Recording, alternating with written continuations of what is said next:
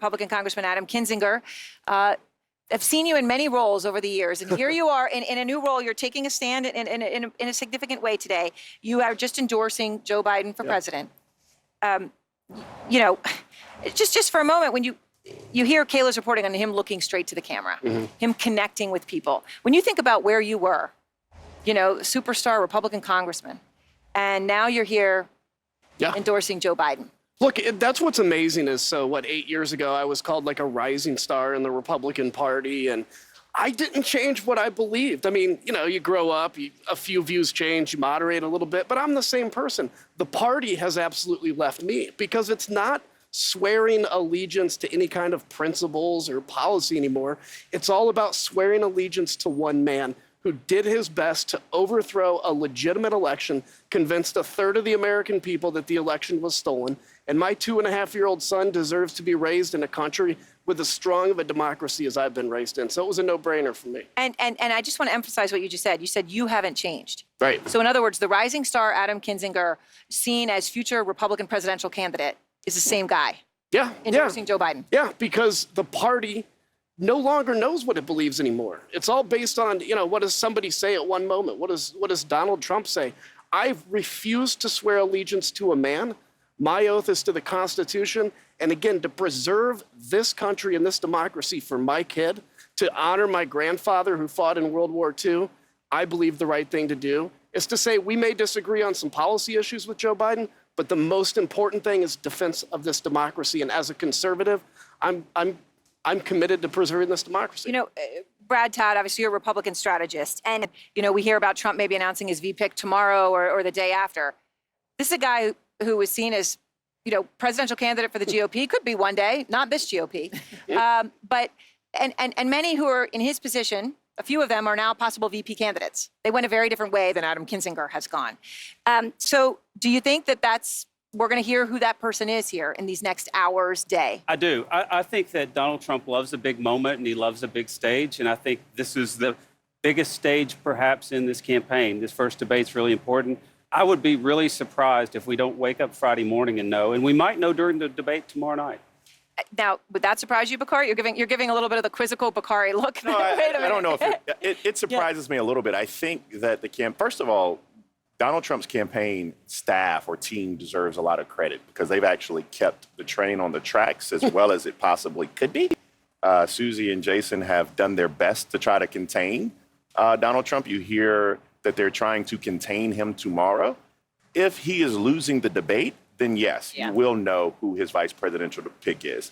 If he thinks he's owning the debate and you're able to see the structure of the debate benefit him, and when I say structure, I mean the mic's cutting off, no crowd, et cetera, then there's no way that they're not going to ride that cycle out. And so it's going to be, he has something in his back pocket in case things go off the rails. Blame the moderators, blame the media, and then, oh, hell, let's take back the cycle. But, you know, the real struggle for both these candidates is to try to focus the race forward. It's always hard for a candidate who's this old to focus the race forward. And the very number one thing Trump could do to focus the race forward is to talk about who might be next. Unless he chooses another 70-year-old white man. Well, the thing first, I want to say thank you for your leadership because I wish there were more people who picked country over party, and your former party, Republican Party.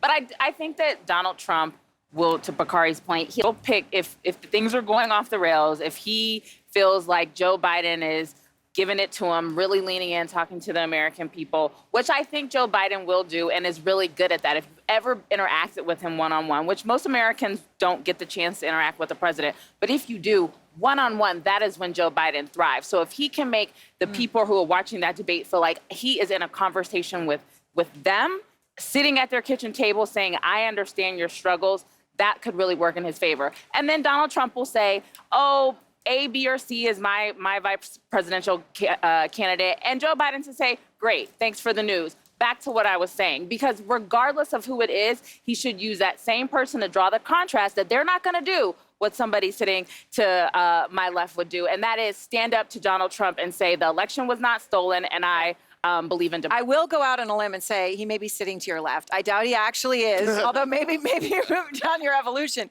But let me ask you, Congressman. Wall Street Journal backing Burgum. Yeah. Doug Burgum for vice president. J.D. Vance said earlier today that he'd be disappointed. He'd be not human if he didn't admit he'd be disappointed if he weren't selected. Which way are you hearing this could go? I mean, these are, and obviously you could have Marco Rubio, you could have someone else, but you've got sort of a young future, as you're talking about, options. Yeah. And then you have Doug Burgum, who is a very different sort of a choice for Trump. Doug Burgum is Trump's safe choice. He's his choice if he doesn't want to be overshadowed. And the thing that Donald Trump fears more than he fears nuclear war or anything is being overshadowed. I thought you were going to say black women. And, But go ahead. I'm sorry. So I think Doug Burgum is that safe choice. But I can tell you, no matter what happens at the debate tomorrow, Donald Trump is going to be blaming somebody. He'll blame the moderators. He'll blame, I don't know, the air conditioning, whatever it is, because everything he does, he's a victim of, and he's the recipient of. Aaron, can I say one thing, though, about the VP? The thing that makes J.D. Vance a questionable candidate is that that's still a Senate seat. And where the Senate is really in the balance. And yes, people say that Ohio is a red state, but A Ohio, solid red. a solid red. But as an Ohioan, I'm telling you, there's still ways for Sherrod Brown and for Democrats to win in that state when you just look at some of the issues Ohioans support. So that's like a risk to give that seat open. I wanted to comment. That's a good point. I wanted to comment just briefly on the vice presidential pick.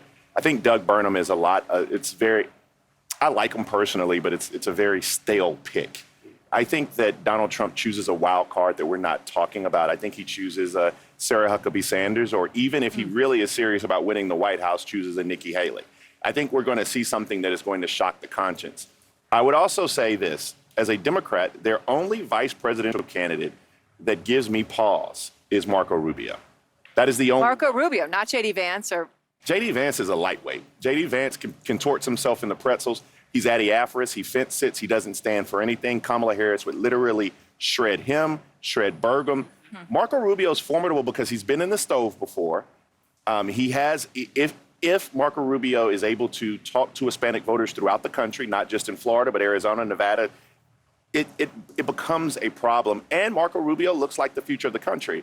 The problem is Marco Rubio's ambition is probably not sexy to Donald Trump. You know, I think if he picks J.D. Vance if he's worried about shaping the Republican Party after he leaves. He picks Doug Burgum if he's worried about running the government if he wins. And he picks Marco Rubio if he's worried about winning the election.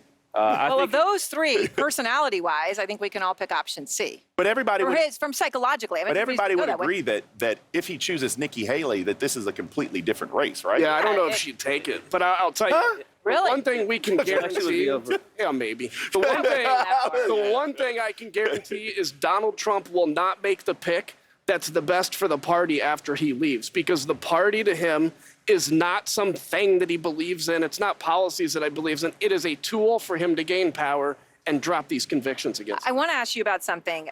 You were endorsing Joe Biden over Donald Trump. You're calling yourself a proud conservative. Like I said, you're not saying you've changed. It's your party that's changed.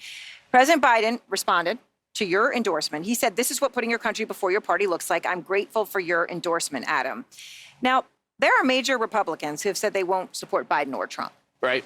And they're just not going where you're going.